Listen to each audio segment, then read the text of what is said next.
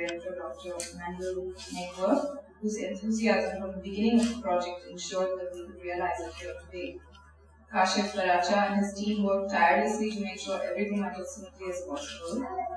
Of course, none of this would have been possible without the support of many individuals who have contributed to this issue. We're privileged to have Salima Hashmi, Arif Mahmood, and Insia Sayyed on our advisory panel. And some of our other contributors are here as well. Helmi Ahmed, Nuria Qazi, and Asif Ali Muhammad. And of course, we're very grateful to the Rangoonwala Trust and the VM Art Gallery for giving us this beautiful space to work with. We would like to especially thank once again Rifat Ali for her kindness and generosity in this possible. So, before we begin, I would just like to give a brief introduction to the publication and what our incentives have been over the past few years. Some of you may already be familiar with the project because of the presentation that happened last year at T2F. That began in 2011 with the aim of featuring emerging and representative work from across the South Asian region. The initial incentive was to create an archive of contemporary photography and its relationship to visual culture over a period of time, and to open a dialogue on the different photographic practices in the region. We began with an open call for submissions, where every 3 to 4 months we would announce a theme, and photographers, as well as people working with photography, would submit their works. By often seeking non-professional, amateur and legible photographers, one could question the mainstream, as well as the role of photography today, be it art media, digital, documentary, virtual, and so on. Our photo editorial makes these selections focusing on bodies of work that worked within a narrative structure, and with series of images that went beyond the aesthetic of just a single photograph. So far, we've managed to produce 11 issues, including the current one, for the last 4 years, featuring the work of 85 photographers, mostly stemming from the subcontinent. And of course, over the last few years, we've also produced 2 other special issues. One on Sri Lanka, this one was titled Metamorphoses, and the other one we did most recently was titled The Interior, and it was a special issue on Iran. So, as mentioned earlier, each of our issues is based on a thematic. Our first issue was titled Suburbia, and it was launched in Delhi in February 2011. This cover image that you see is actually by a Japanese photographer, Shiho Ito. Her body of work, titled Pikari, or Japanese for flashing lights, likens the industrial landscape in Ahmedabad, Gujarat, to the one she left behind in the suburbs of the small town to which she belongs to in Japan. So, in that issue, in the editorial piece written by our editor Rahab Alana, titled Why PIX and Why Now?, he had this to say. One of the most tacit forms of the exchange of ideas and visuals manifested through social change is media and intermedia. A colossal transformation has occurred, changing us somewhat grudgingly from the analog to the interactive. How does one define this change? Is it merely media-oriented, or is it also about what we would rather look at, think about, and portray in the 21st century? Perhaps some clues are embedded in the way we have flattened the world into that very screen, questioned the legitimacy of an image, and altered the meaning of truth, and found that we can gaze almost too comfortably at any subject or content through a low-res, pixelated, deeply inert, yet utterly real form of recognition, the picture.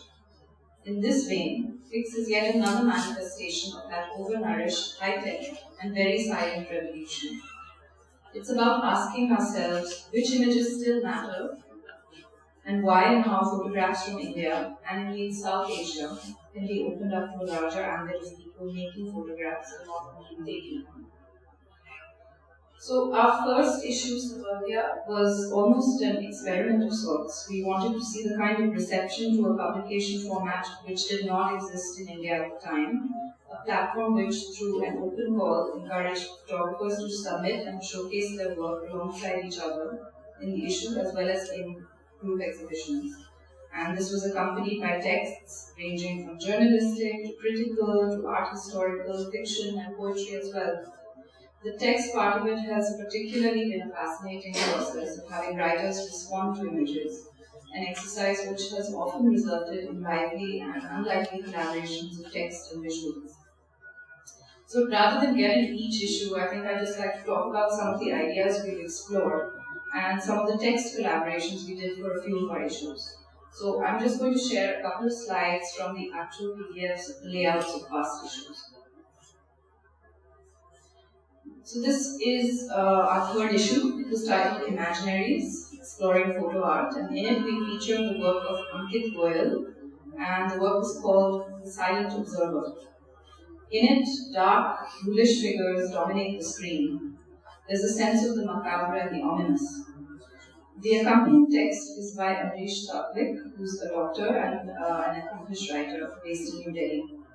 The text was equally dark, but also rather humorous in its own way. It was a grim, neo-fictionalized anecdote from his medical school days regarding two professors, Kapse and Agarwal, who are professors of forensic medicine, toxicology, and medical jurisprudence at the Maulana Azad Medical College in New Delhi. I just want to read a really short excerpt which featured towards the end of the piece. So he's already described his professors in detail, and he goes on to say, and then there was the mortuary attendant, the sullen-faced Sat Prakash of deciduous morals, whose assistance in the Khadi murders was so stellar that it made the front page news. Sat Prakash and Banarsi the sweeper were part-time members of a ring of body snatchers, purveyors of human skeletal bones and aborted fetuses to students of anatomy. Together they studied, investigated, and catalogued thousands of deaths, solving some of the most famous crimes in Delhi's history, many of which require a proper telling and commemoration in prose. My account of the lives and labours of the late ingenious Kapse and Agarwal is one that is preserved in rhyme. So you see in this, there's no literal illustration of this or description of the work. This peculiar little story that he wrote is just accompanying visuals, adding another layer to it. In our fifth issue, Freedom, we also had some very interesting text collaborations. We featured a poem titled An Absent Moon by the poet Sherazad Chauhan as a special inclusion. Although it was not used to accompany any images as such, the poem, which is also an ode to her father, encapsulated ideas of self, identity, freedom, loss, and loneliness powerfully enough that we felt it added a different perspective to the issue. It's a really beautiful and rather long poem, so again I'm just going to read a very short excerpt. He said his kismet had been a commodity, not a country sold at the souks of exile. That his limbs were machetes and his eyes grenades. That, if he could, he would explode his tender heart upon the shores of the homeland he tried so often to excavate from within the sands of the foreign ocean. He became adept at ignorance, the bliss of not knowing why someone would spray carmine slurs of Arab, go home on the Latino's car. One night, as moths fashioned their own temporary colonies upon the lit acres of the bulb, he laughed through a cough and scrawled on the vast savanna of a notepad filled with Gorkha's poems he copied by hand. Freedom is a city of one. So again, this is just a very, it's just an illustration of a piece of text that is not directly linked to the work, but it tied in so well with the theme that we really wanted to use it. I'll give one last example, and that's from the same issue, which is Freedom. This is the work of Bombay-based photographer Andrea Fernandez, called Killing Kittens. So Andrea was looking at recreating female fetishes that she researched over a period of time while she was living in London. So Indrajit Hazra, a journalist and novelist, when sent the work, he immediately responded to the images and produced a piece of work, a small piece of text titled Breaking Bodies. Hazra says, the body lies at the core of all acts of imagination. And nowhere is this imaginative drive more palpable than when dealing with the sexual instinct. The body is hardly limited to physical. Whether made flesh or not, the act of fantasizing is the real object of Andrea's study, especially when set in the act of breaking out of the confines of social taboos. So in this way, the act of engaging text and image goes well beyond the descriptive. And as we were discussing yesterday with Arif, Hermina and Luria, a new set of eyes always brings in a new set of perspectives, and that's exactly what we're hoping to achieve with all the different kinds of texts we feature. So as a result, PIX has been privileged to have been able to collaborate with a wide range of writers who've written leading pieces for our editorial section, including the anthropologist and art historian Christopher Pinney, Arik Sen, the senior editor at the Telegraph in Kolkata, who also writes extensively on photography, the Bangladeshi writer, curator, photographer, and activist Shahidul Alam, feminist publisher and writer Urvashi Butalia, among many others. Furthermore, like the case of Sherazad's poem, we included special feature texts such as this one by the Swiss curator Ursh Tahil on the subversive photography of the Chinese artist Ai Weiwei. So this is just a very brief glimpse into some aspects of PIX. To conclude, I think it's very important to mention that PIX is part of an environment of exchange. It doesn't exist in isolation. And it's this very idea of exchange that has always been at the root of everything that we do. In the last 4 years, there's been a sense of inclusiveness with many fora such as festivals and seminars taking place in cities across India. Our issues are available at the Gota Institute in cities where they're based, and they're also available to download freely from our website. We all work on a volunteer basis, and we're really happy to be part of a growing, vibrant exchange of ideas. And we really hope that this dialogue between India and Pakistan will continue. Thank you very much.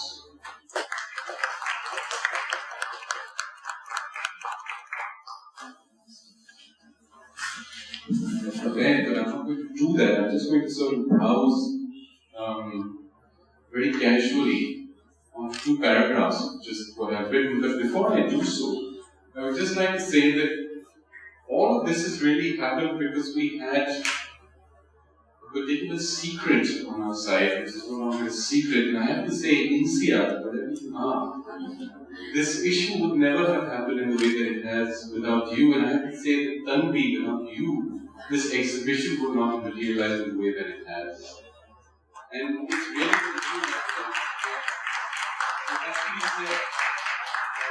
it has been pulled together in so many different ways, and the contributors contributing in their way, making this issue happen literally for us.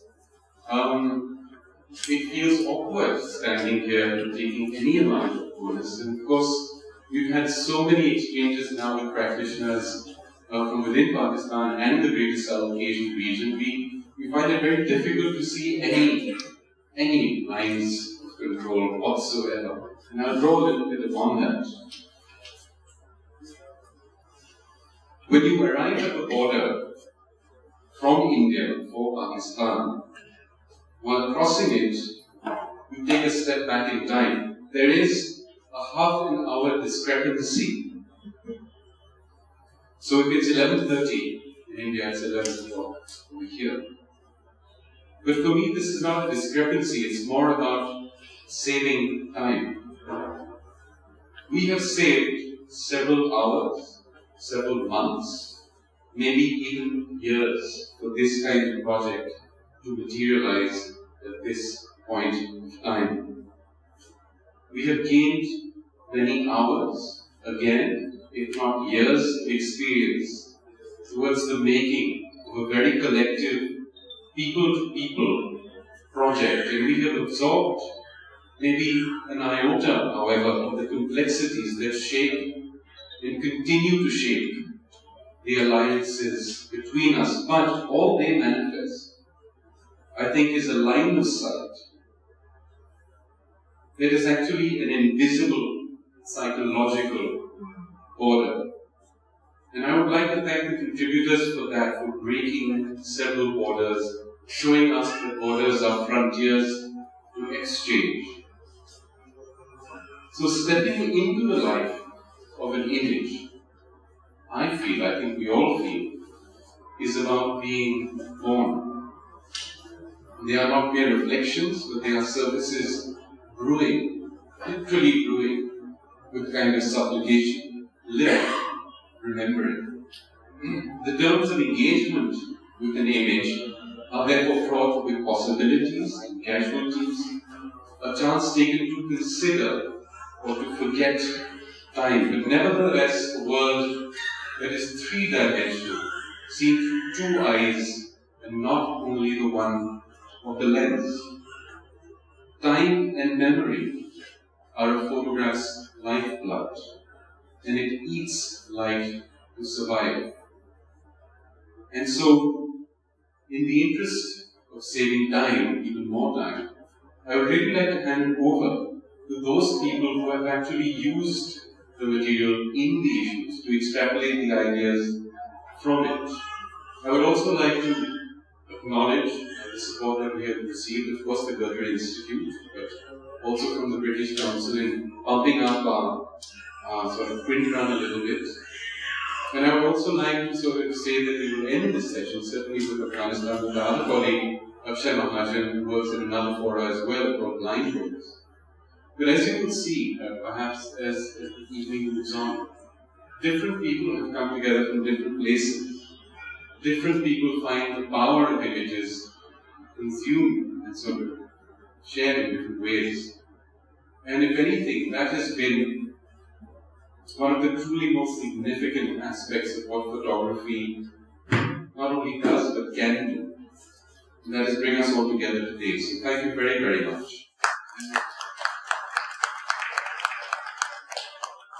We have lined up for you.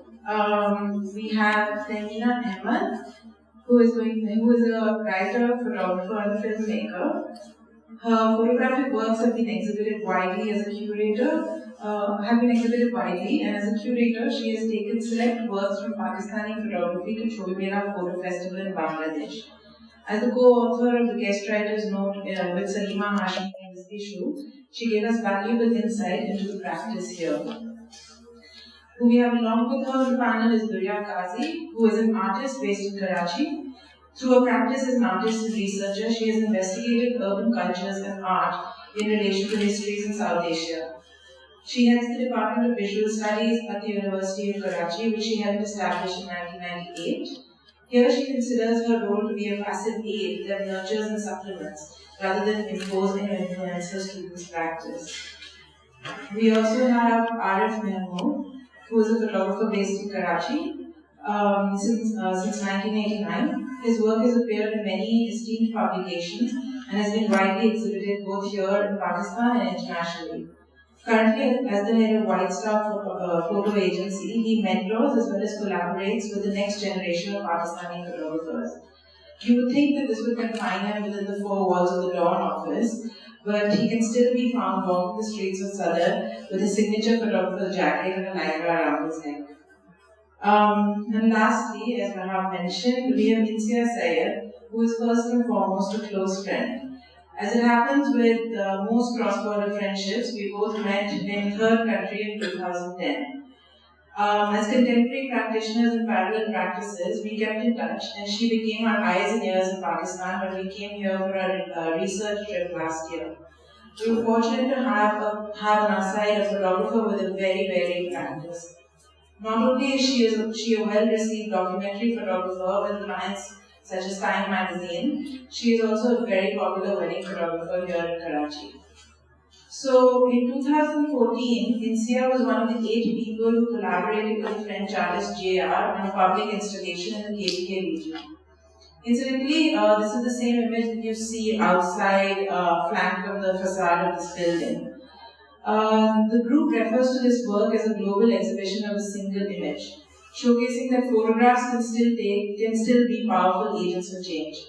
I'm now going to show you a video that illustrates the project, and then we'll move into the panel. 3,500 people, a disturbing percentage of which were innocent civilians, including more than 200 children. FFR has been trying to raise awareness of this issue. Drone operators routinely describe their casualties as blood splats, since humans look like disposable gods from far above. Most protests in Pakistan go unnoticed globally, so we decided to talk to the drone operators directly. The new project laid out a giant poster of a young child with the hopes that it will be visible from the sky. The group installed the picture in an unnamed town in a rural Pakistani province close to the northwest border with Afghanistan. The drone operators will henceforth not see what looks like a bug, but an actual face of a child staring back at them. The installation, part of French artist JR's Inside Out movement, was also designed to be captured by satellites to make it a permanent part of the landscape on mapping sites. All this happened under a simple campaign hashtag. Not like splat. It is not an anonymous dot on the landscape, but an actual child's face. The campaign went viral overnight. The installation put the issue on the world map. It was brought up by members of the National Assembly of Pakistan, while being picked up by activists in countries as far as Yemen and the US. Most importantly, we reached and affected our target audience. The Not About the Splat project is something that can have a lot of impact if given the right amount of context and the right amount of thought by the people that see it, that are in operation programs. How it affected me was it reinforced thoughts that I've already had about the validity of our workings over there, and that these children deserve a free and happy lifestyle, and we've taken it from them. The girl in the picture, who lost her parents and siblings to a drone strike, remains nameless. But her image became a powerful message. A message that said, we are humans, not bugs.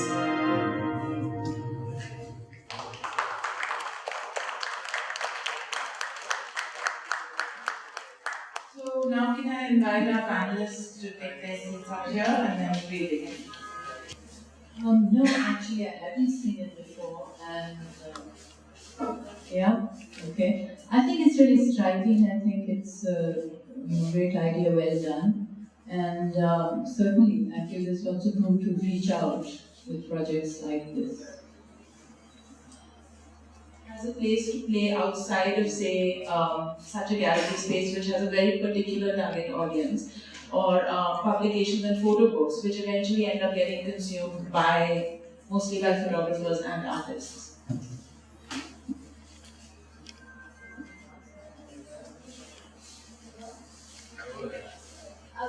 I think being one person, and we have Ali Razam in the room with us, he was one of the artists who was part of this. I think I can talk about the experience of being one of the people who laid out the poster. The interaction that happened with the village, I think, was very, very interesting, because there was this huge poster which was 60 by 90 feet that was laid out in a field, and we required the people of the village to help us spread it out, and they had no idea what this was, but they wanted to help us because we were outsiders going into their space, and they spread it out, and the irony of using a drone to capture the image, because it was so big we could not have captured it any other way, was very interesting for me. And I think maybe Arif would be a good person to sort of elaborate on an interaction like that. I mean, I would like to say that I was part of this project. So for me, I think what would be more interesting is to know how you would perceive an installation like this. To answer your question regarding installation in terms of photography displays in Pakistan, one photographer who's done this has been Tapu, because in the Kara Chakra series which he's done, he displayed them at Fair Hall and in the Gardens of Fair Hall, which is a public space. So it's new and not that much in work or in practice, but he's done that in terms of his digital art. For me, regarding any art form, it's all about the power of the image. You know, I mean, if it's nicely done, if it's a great image and it touches me, it's good. So I think it's a good effort regarding the what was it called?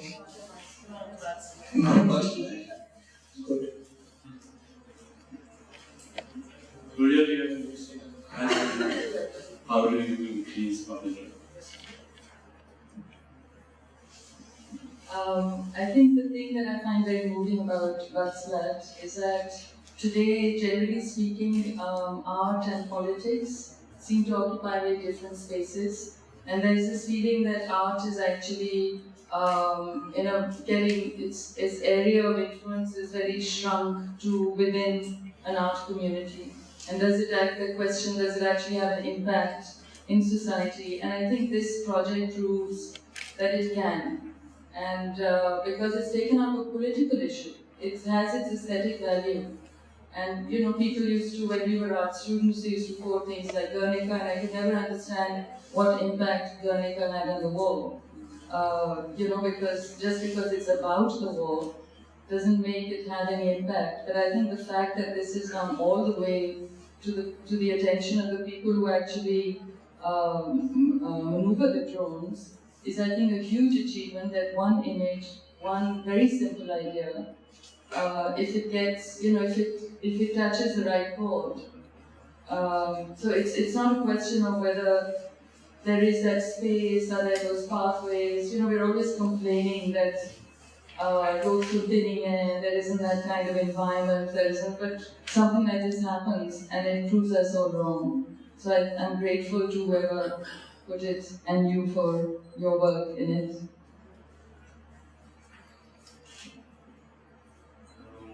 My next question is for. If you wanted to ask Maria something about what she said.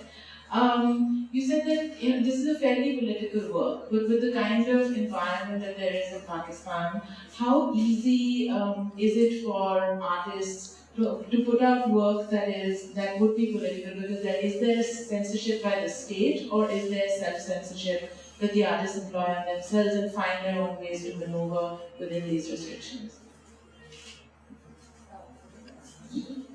And actually people, because of having so many multiple channels, and people I think are very open talking about politics.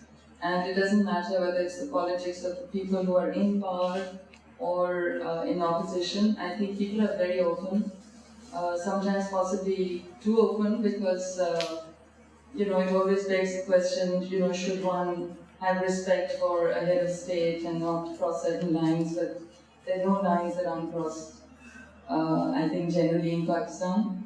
But the censorship is probably more of a self-censorship, in the sense that people are very mindful of what can and cannot be accepted, and yet a lot of stuff gets said and done which you think will not be accepted.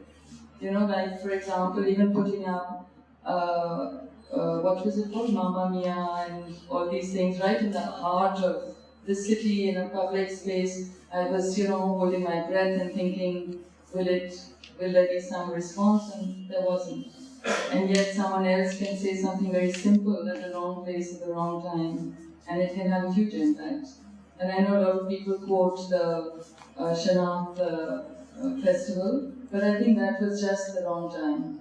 I don't think it was so much about the image. Now my next question is for Arif. As a photographer myself who greatly enjoys street photography, and I want to ask you, as somebody who is a fairly early proponent of street photography on the street in Pakistan, how did you arrive at the world of street photography? What continues to motivate your practice, and how has it changed over the years? Well, basically when I came back from my education from the US, in the transit period of looking for a job, I had a camera with me, so I just started shooting randomly the city, which is Karachi. And I just got hooked onto it. And then it has taken various forms, in terms of projects and stories I found on the street. But if you compare it to my state of mind now, as your question is, the spirit is the same. When I was like 27, 28 then, when I came back. But I learn to see things differently, I observe differently, I use a smaller lens, my images are more sort of wider, sort of normal, there's no compression.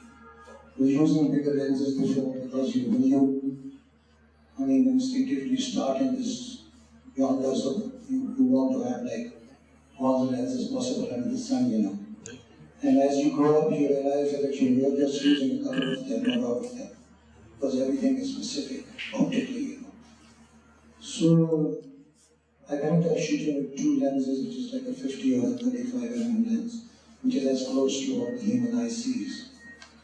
And for me now, it's more about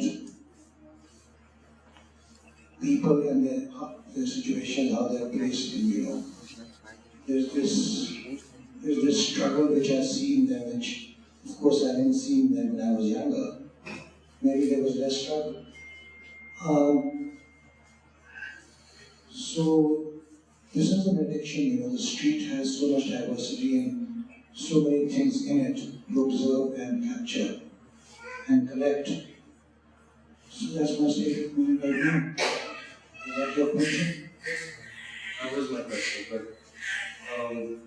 do you think there has been any changes in how the camera is received on the street since you started? Actually, it's a question about how you are received on the street, not the camera, Because the camera has always been there since over 150 years or so. What it has taught me during this span is basically how to communicate with people, how to observe them, how to be sort of transparent and not be there, and also be there at the same time. Technology is there for everybody to capitalize on. What I mean is the analog and the digital and the advancement. But it's actually about you, how you see things, how you grow up and in which direction you are placed in or are affected by for doing the body of work. So it's less to do with the camera, it's always about your own self and how your mind ticks. So, Insia, I'd like you to sort of leading in from what Arif said, that you're a contemporary practitioner of today, and being a woman photographer here also, do you think, I'm sure your experience has been different from his, but I'm curious to know, what those differences might be, and are there certain privileges that you enjoy as a woman shooting out on the streets, or are there problems of security or access that you face? I think it's like Arif said, that I think the fact that the instrument, the position of the instrument has changed. Everyone has a camera now. Everyone uses a smartphone. So people might not have a Leica or a big DSLR, but the fact that everyone knows what photography is and what it can do in their own capacity, I think has changed a lot. But as a woman photographer, I always say this, I feel very privileged to be a Pakistani or to be a woman in Pakistan shooting, because it's actually much easier to sort of make my way into a story. I'll give you an example. There was a bomb blast, and I shoot for a news agency, Thomson Reuters, and they had so they usually don't move me for newsy stuff. They like for me to concentrate on features. But that one day, there was a blast at Chaudhry Aslam's house. There was a police officer, and one of the photographers wasn't in the city. So they had to send me to the morgue, and I didn't know where the morgue was. And so that was also like an interesting sort of journey for me to actually live in a city where every day there are like 50 people dying and being brought to this place that I had no idea about. And I remember as soon as I entered, there were some 40 photographers who do this day in, day out. For them, that's their job. They go to the morgue, they take pictures of dead people, and they go back to their office and they file the image. When I entered that space, for everyone, it was like, oh my god, who's she? what is she doing here? And that experience was so bizarre because suddenly there were all these photographers who work for agencies and they're bored because they do this every day. For them, I was the news. And I felt like everybody was looking at me and started uncovering the dead bodies, and I felt that's not why I'm here. That's not the kind of image that I want. So I mean, it's been interesting. It helps me look at things differently because I remember actually not wanting to photograph inside that space then because the smell turned me off, the people turned me off, the idea of making a news out of someone else's misery turned me off, and I went out and there were two brothers hugging each other and crying because their brother had passed away. And for me that was my image, which the next day actually was published in the New York Times. And my editor called me and said, your image made it to the New York Times, and I said, I don't know if I want to celebrate it. Because how do I celebrate someone else's? So it's strange, and I think as a woman, I feel happy that I get the respect that I do in my field, but it also shakes you. And I think I wouldn't really know what it does to me, and I think somehow it maybe translates into my work. So yeah. Tamina? It really hasn't been much of an issue as such. And I'm not just I am a photographer, but I'm also a documentary filmmaker. And I think more in documentary film, I've been to all kinds of places. I've had access to all kinds of things. And if anything, it's helped me, being a woman. Somehow I think people trust you a bit more. They're happy to talk to you, especially if you're approaching women outside the city. It makes a huge difference. So basically, it works. I mean, for me, at least my experience is worth for me. It's been an advantage.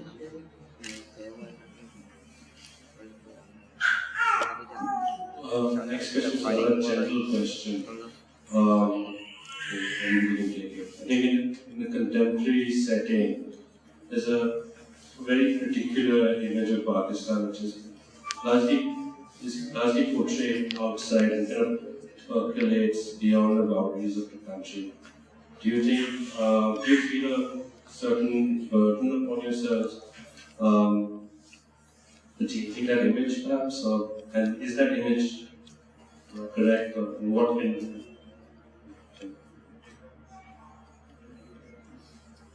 Well, you've come up with the nation of Pakistan. So you, I think, have sort of changed that image. What do you think? So, I think it was a tough issue to come up with, And when I met Tanvi much earlier after left after the KUF meeting, and I gave her my concern, I said the concern would be of how the country is portrayed to the media via an Indian publication. So a lot of people are sort of apprehensive what kind of work would be selected or what would there be any editorial agenda. So I think keeping that in mind, you guys have done a pretty fair job of coming out with a cutting edge issue which shows the essential and shows the people, the beauty and the contemporary art scene and the use of the camera by the fine art majors, as well as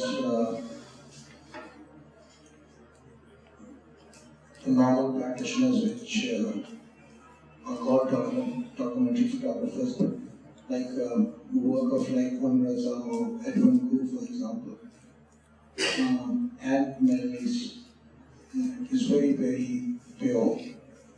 And of course, one is concerned for one's country, whatever the citizenship, I mean. And right now, we are quite a lot of under pressure, as a nation, in terms of our image. As a photographer, when I'm shooting, I'm just doing my own stuff. I think this is more relevant to wire photographers or news photographers, who got employed by wire services to shoot journalistic events and news events. Even they are concerned. I think anybody who's shooting and portraying or selling images to the West, or any publication for that matter, would be concerned how you portray a place where you're born in or you're living in. So I think everybody's conscious while doing that.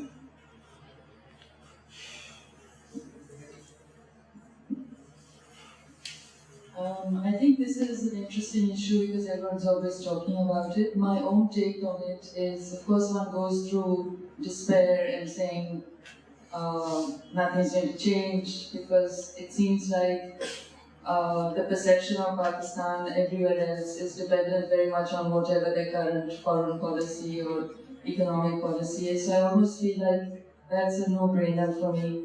And I think what's more worrying is our perception within the country. And that is something that I feel much more interested and concerned about because within Pakistan there aren't enough fora and exchange, whether it's across class or it's across the regional areas or different. I just came across this small video on Facebook that my mother's cook is showing everyone, which is of a time in Hyderabad where before winter they cut the grass and there's a man with a dhol and another guy with a shehnai, and they basically drum and play them to create a rhythm for them to cut the grass.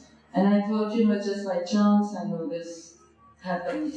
So I feel the fact that we need to know about each other is something that concerns me far more because those forums there, the government and the newspapers and all the chat shows are only obsessing about what everyone else is thinking about you. And I feel nothing you can do is going to change it.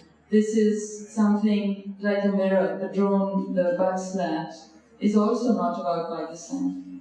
It's about them. It's about people waking up to their own self-perception, about their own responsibility. So I think it's really important and images in particular, Allen Ginsberg's whole saying of he who controls the images controls the culture. So I think it's just really important to get the right images out there and have the right forum to do it in. But I think we shouldn't be thinking about what anyone else thinks about you. It may be very narrow of me to think like that, but that's how I feel. I can add just a little bit. I think it's also important to know that a lot of the news agencies, and I don't know if many of you are aware of this, but a lot of the chief photographers are actually not Pakistanis. So their perception, and they get posted in Pakistan for 3 years, so their understanding of the people in the space is actually very narrow. So I would say that what you just said is not narrow, but the viewfinder, which is why I think something like PIX was so exciting for me, because someone like Asif, who changed his dates and flew down from London to be here for the opening, his work on the Hazara community is his story, because he's from Quetta. He's not assigned this assignment. That's his story, that he lives this story. And I feel that as photographers, it's important for us to create that narrative now, and stop constantly blaming that there's an agenda or there's an outside sort of need for a certain kind of story to come out of Pakistan. Which is why, if you actually walk around, you'll see images of Edwin from Swat, which are actually very different from an average image of Swat that you would see on Reuters or AFP or AP, because these are not the kind of images that an international editor wants. They want to print something different. It would also be interesting, India, for you to talk about the fact that we were talking one day about how you feel about foreign photographers coming in to shoot here, because there's this, there's a kind of parachute journalism that happens where people come in, they come in for 3 days, they shoot in a particular area and it's a story, but in a sense, where is the research coming from? It's actually coming from local ears, and then whose story is it finally? And I know you've had experience with that. So. I mean, this is elaborating on what I just said, but so I worked with, I assisted Daniel Verhulak. He's an amazing photographer. He works for Getty Images. He had an assignment to work on the NATO tankers when they were stopped from crossing over. And there's a big parking lot in Clifton that has all these NATO tankers sort of parked. And he obviously, I mean, it's very difficult for us, like big Australian, to just show up and talk to these like tanker drivers because they don't know him and he's an outsider. So he asked me to be his fixer. So I was essentially, it was actually really strange because here was an Australian photographer showing up with a girl from Karachi who talks in Urdu and was talking to drivers, and it was interesting for me to be a part of that story because I wish we had images. We didn't have time. I didn't have time to give it to them. But those images are 2 hours of conversation that I had with the tanker drivers while Daniel photographed their story. So there was a lot of like, I don't know how to really explain what this story meant for Daniel, because he's not here and it's actually almost unfair to isolate his work, because I'm sure he had certain sort of thought process behind those images. But again, I think as photographers, we need to start telling us, like, my story. I need to start telling my story. And there are lots of photographers actually that I see right now in this room. Someone like Shalale who showed up with a baby because she wants to be a part of what's happening, and she's a practitioner. And it's important for us to start sort of, just to initiate a dialogue now. Like I said, we need to stop blaming the outside, we need to initiate. So something like PIX is something that they were nice enough. I mean, I feel so special that when their top 3 special issues after Sri Lanka, Iran and Pakistan, and the 4th one will be Afghanistan. And that also is really interesting because the Pakistan issue and the Afghanistan issue will be next to each other every time we make a collage. And the importance of Afghanistan and Pakistan is so like, the refugees and that story. So I mean, we just need to start telling our own story. And I just feel very happy that this happened, and maybe this will go forward. Be aware and exposed to young practitioners within the university. Could you tell us a little bit about other practices that exist there? Because a lot of the stuff that actually percolates onto us, let's say through the internet and news, is what Insia and Arif just spoke about. And why is it that those narratives actually don't percolate? Is it that they're only relevant to a particular sphere here? Is it that they only have a voice here? And if they don't find that voice, then why? Well, I was actually going to bring up this issue anyway of photography and art, because I think the idea originally of photography as just being a kind of passive documentation was probably never there. But I think in public perception, I mean, even way back with Is It Cameron and all these, I mean, there was always this idea that it's as much a medium as paint or pencil or anything like that. So I think artists have, photographers have made works that they think is maybe along with whatever is required by a magazine or a newspaper. I think all photographers always have a part of that portfolio that's purely for aesthetic reasons, I would say so, right? And in the same way, like for example at Karachi University, we don't have separate departments, it's an integrated program. And photography and video is taught to fine artists, a little differently from how it's taught to film students. And I think students use a lot, I mean the thing is you use photography in a number of ways. The final product could be a photograph, or it could be a painting that is based on a photograph. So there's that crossing, or there's sometimes a mixture of the two. I did bring some images, but I think we don't have time for it just now. But I think in terms of what you were talking about, people not getting to see it and not getting to know it, I think we were just talking when we saw this work over here, and we were saying how important it is to have someone who sponsors, who supports, who creates that amplifier, that amplification. And yes, there is internet, and yes, there is Flickr, but because it's deconceptualized, because it's just fragmented and atomized, it doesn't have that kind of, the significance of the work is a little bit lost. And I think the galleries generally in Pakistan, they're galleries that have to survive, their private galleries. There are very few other than, I think, Raghunwala, who is willing to take the risk of showing work, whether it sells or it doesn't sell. But then it's the other end of town for a lot of people. So there are all these kind of issues. We don't have, I think, the right forum. There have been photographers' societies. But I don't think there's that kind of, we were having this very lively discussion yesterday about having a forum and having places where you can have a dialogue and an exchange. So I don't think the idea is to be able to earn your money through photography. But I think you do want to share and you do want to discuss what comes out of it. So it does tend to be within a circle.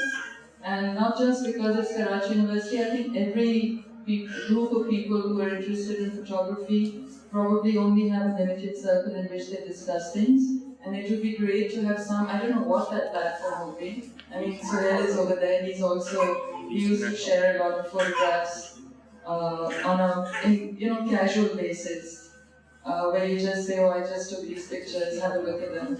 And that is also very nice. So to formalize it can become actually quite artificial, but there should be some natural ways in which you can interact. We have one of our students here, I think Sarah Ashmi, maybe later she could talk more directly instead of me talking for her. I think on the same question of forums, does anybody else have that collaborative? Well, just repeat a little bit about it. I mean, do you feel there is any communities support? Is there any culture of collaboration, mentorship, critical discourse?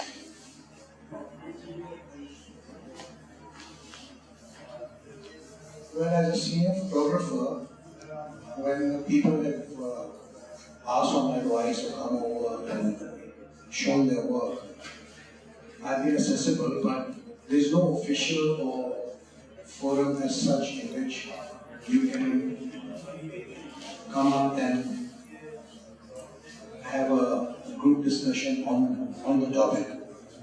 So there's no formal institution as such. But then again, I agree with Toria that there shouldn't be any formal thing. It should be a place where you can hang out and talk about what you're doing as photographers and show your work and sort of see it grow or get inspired by different things, or different photographers or different artists or different topics. Insia also yesterday pointed out the need for that. And I did, in a subtle way, sort of, I have something in mind, but in the near future, maybe this year, something or the other might happen. Also, we're very polite. I think, one of the things we have to get over is being very polite. Because nobody ever goes to an exhibition and says, I really don't like that photograph or that painting. And so I think that's a big issue. Whereas in literature, I've been at launches of poetry and so on. They actually have that language without it being personal and insulting, where they can question the craft and they can question why somebody's said that it's prose poetry and yet has used lines like conventional poetry. And neither is a poet offended nor is it said offensively. But when we go to exhibitions, everyone will say, how are the kids, and how's everything, and Mubarak, and you've done an exhibition. Nobody ever comes up, and I know many artists get very disappointed because they say, I did something so new, and nobody talked about it. So I think this should also change, and the dialogue will happen much more rapidly. In my defense, I would be okay if someone tells me none of my photographs are on display, but I would be okay if someone tells me my photographs are not good. But I think what's also important to identify is that there are more book launches than there are photography exhibitions. And it's very sad that photography as a medium is not given the kind of importance in Pakistan. Who is supposed to read that? I mean, who are you looking for that importance That's great. No, I think what's important also is to create the kind of collectives that are, world over, there are photographers coming together and creating collectives. And even Not Above Flat was an idea that needed and required a certain number of people to come together and sort of execute a bigger idea, a bigger picture, a bigger plan. Yes. It just occurred to me that one of the reasons is that we don't have that kind of vocabulary for dialogue and discussion. When you just said कि अच्छा नहीं लगा, it shouldn't be about whether you like it or don't like it, but we need to have that dialogue. And I think Urdu literature has that framework and that dialogue where you can actually talk about structurally what's right or wrong. So I think photographers, I would request them to first come up with critiquing maybe each other's work in a public forum, and then the sort of viewer can follow, because I think a lot of people don't know, do I look at this and say, oh yes, I remember that mountain and it's very nice and I remember that time of the day, or are we talking about where it's being cut off, where it's being framed, and the reflection and what's the composition of it. I think you need to encourage people or give them a way to talk about your work. I'd just like to add something here. I think Arif and I were part of a group once years ago in which this kind of thing did happen. But it's kind of, I don't know where it is right now, but I think the sense of isolation is what it's talking about, and it's not only photography. I think in the arts, if you're working in the arts in Pakistan, this is something you can experience. One of the good things that's happening is that the art schools are now, their photography programs are really developing, and I think that is where this youth community, I feel, may come up. And I also feel that another way of encouraging this kind of a forum or a platform is that photographers should put more personal bodies of work and take out the time from the commercial pressure which they are in, because having said that there's no forum, there are a lot of photographers. After the digital revolution, there are a lot of photographers, and they're earning a fairly decent amount of money in commercial work and events and fashion and wedding and whatever. So unless they produce their personal kind of work which is serious or different, or in inverted commas, art-oriented maybe, this forum is not happening.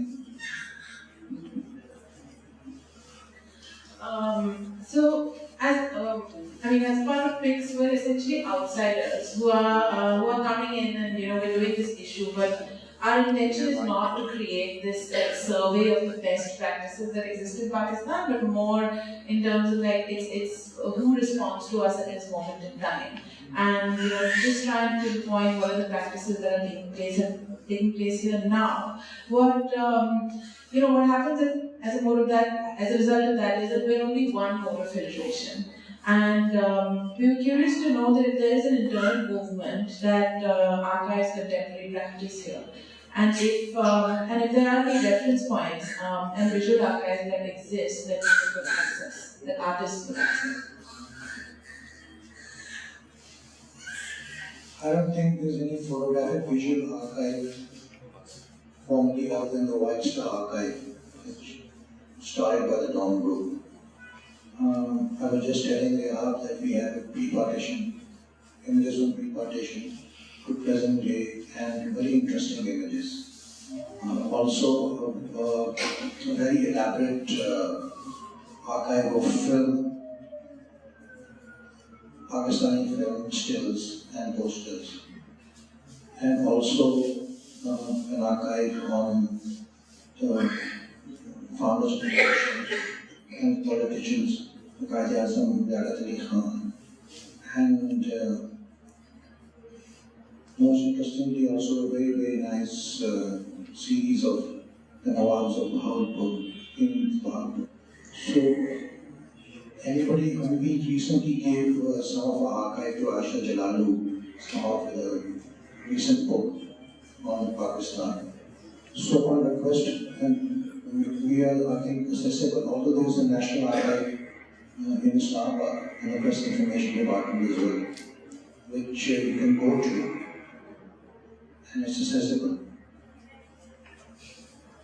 I think there are, I think when you're talking about archives, and there is also, I know, the Citizens Archive has a huge archive, but that's from historical rather than photography. I think when you mentioned, you're asking from the point of view of the art of photography. Or for artists as a reference, you have to take as a reference point for them. Yeah, and I think, there are a lot of people online who've taken it upon themselves. Like, I've never met Doc Kazi, but there is, this, I don't know who he is, you probably must know him. I've never met him, but I often find the most amazing photographs on his Flickr websites, and it's like he's taken it on as a kind of, that they're properly, done in historical and contemporary and just pretty pictures. And so I think there is a lot of people who are doing that kind of thing informally, and maybe we're making too much of it, and maybe,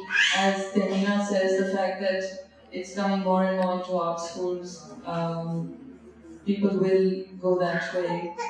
I mean, I do worry about the fact, I know that you're doing wedding photography, but most of the places where you can earn money tends to be wedding photography or fashion photography or advertising. And while it's very nice and there are photographs and it develops and it gives you money, etc., I just wonder if it kind of distracts you, the way you look at something, or the way you use the camera, or the lighting, which you might have done very differently if you were totally focused on looking at photography as an art form.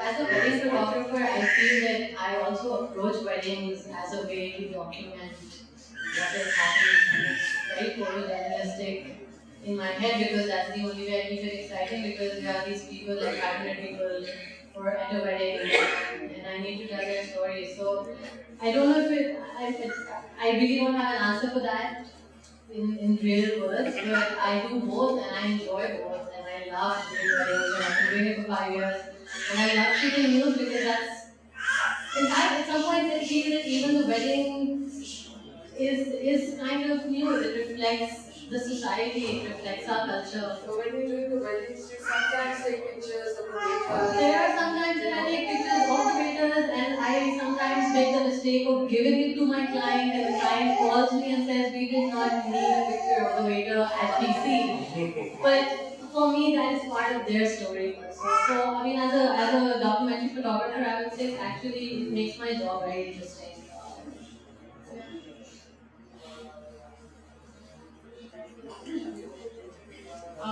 If anybody from the audience would like to ask the panel any questions? Or add to anything that anyone said. If you were listening. Alright. Well, I guess.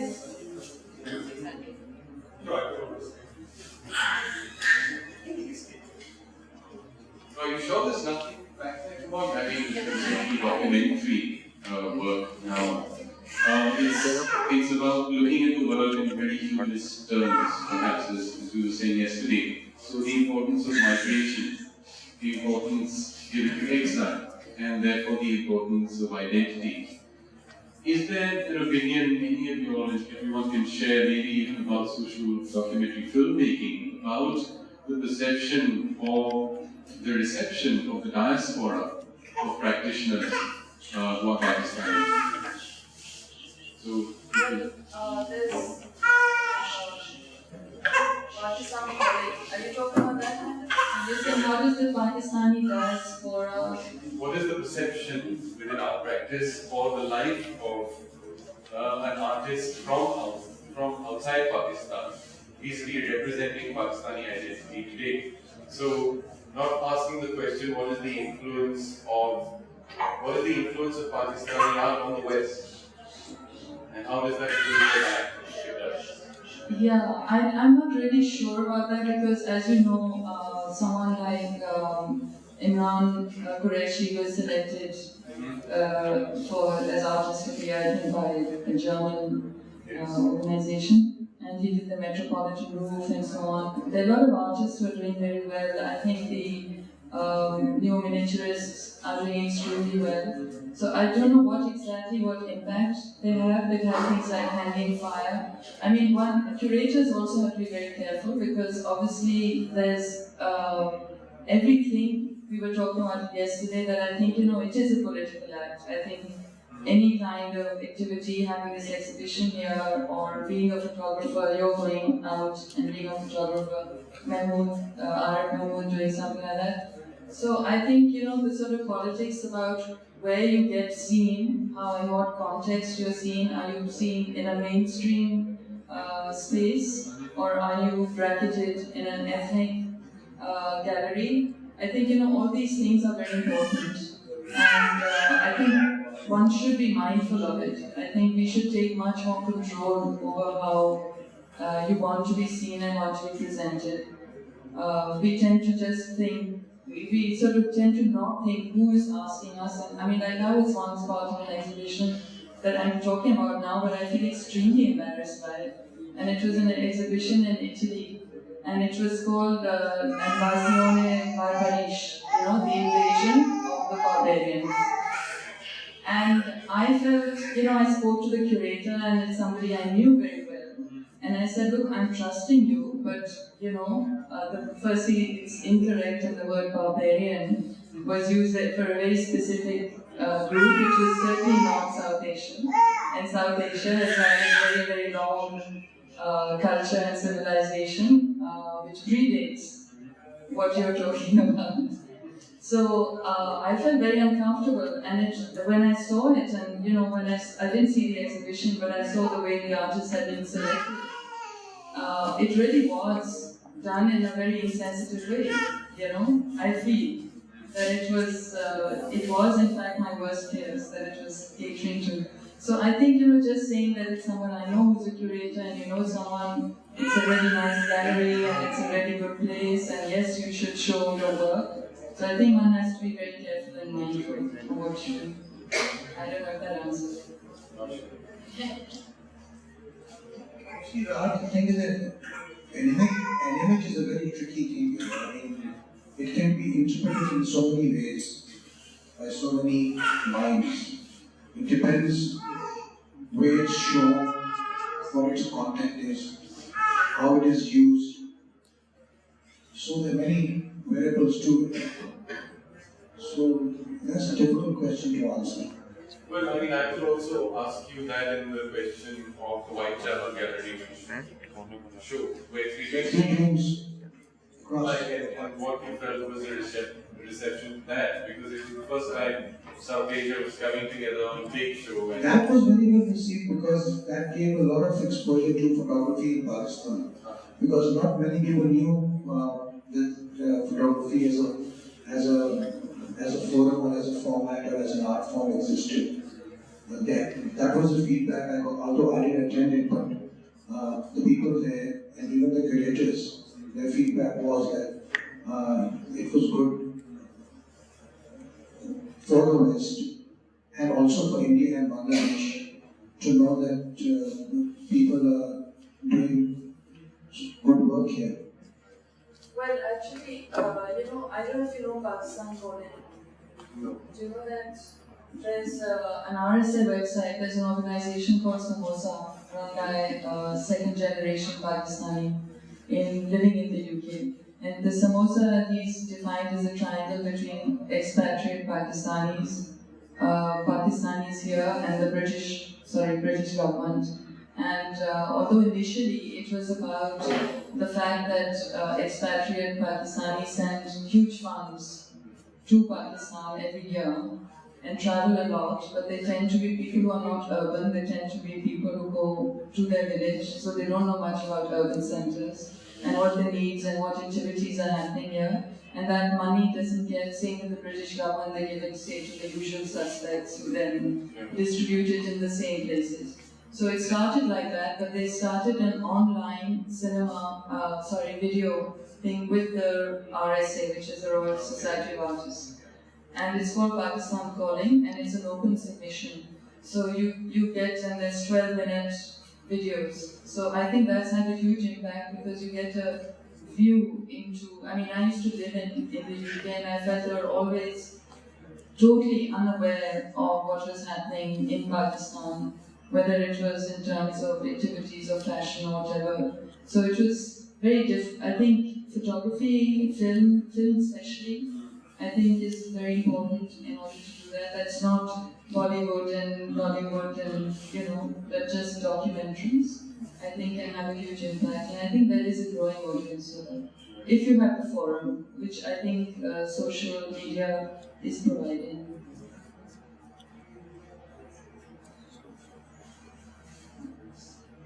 Okay, before we end, Akshay is now going to introduce our forthcoming issue on Afghanistan.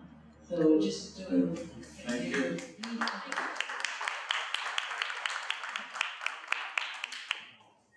It's a special issue on photography in Afghanistan. It's an attempt to see Afghanistan through new eyes, narratives and shared moments of personal, artistic and documentary. And born again after 24 years of conflict and instability. We started the process a little field trip to Kabul, and we encountered organizations concerned with photography, food documentary, and this thing. This also included meeting several individual practitioners, but as well as the newly founded photography department and at the Fine Arts Faculty, which I think we had is donated by Pakistan, the government universities. And in an attempt to cast a wider net, we also met with independent documentary filmmakers and filmmakers, and also met with, went to the Center of Contemporary Arts in Afghanistan, an organization supporting contemporary arts in the country. So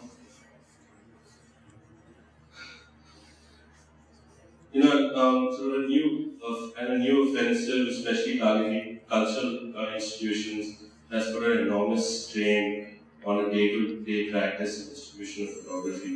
And despite the risks involved, both censorship, both internal and external, many of the visual artists and photographers we met were both enormously brave and proactive and committed to visual arts and photography. One of the people we met, an organization we met was an organization called Third Eye, which is co-founded by Reza Yamak, a one-time presidential bodyguard who traded his gun in for a camera after coming in contact with the Iranian photographer Reza. And Third Eye is not only an organization that looks works as a photo agency, but it also is very committed to mentorship and photography training, both in Kabul and the provinces. And this is a fairly common thread that we found in many of the individual practitioners as well as organizations we met. They were going beyond their very successful individual practices and looking at building a community around photography. I think another interesting person we met was Farzana Wahidi, who is part of the newly founded Afghan Photographers Association. And what she was doing is, among other things, a very long list, was that she was not only imparting, again, photography training, she was making a renewed effort to write review and lobby a new IPR Act, Intellectual Property Act, specifically in photography. She was working on photography, student guide, and translate that into regional languages. She was finding ways to raise money for a grant to help Afghan photographers, work on personal long-term projects. So it was quite exciting. I think we went in not knowing much about Afghan photography other than fairly mainstream ideas which are largely mainstream media because of conflict and violence. We found that there was a fairly unique effort going on. And actually, many of us I think somebody pointed us to a social media project, which is kind of, it's called this hashtag Afghanistan will never see, which is kind of an interesting Twitter, Instagram phenomenon by local journalist Bilal Saveri, which is caught on, and a lot of regular people and even professional photographers contribute several sort of daily images from Afghanistan. It's very popular. I think there are about 5,000 images with that hashtag on social media. And it was I think many of these images were a very interesting response to get mainstream image. What we learned and fairly quickly was that many of these artists and photographers are very much the first generation, almost a redo generation, if you can call them that, working to awaken and revive the tradition of artistic practice.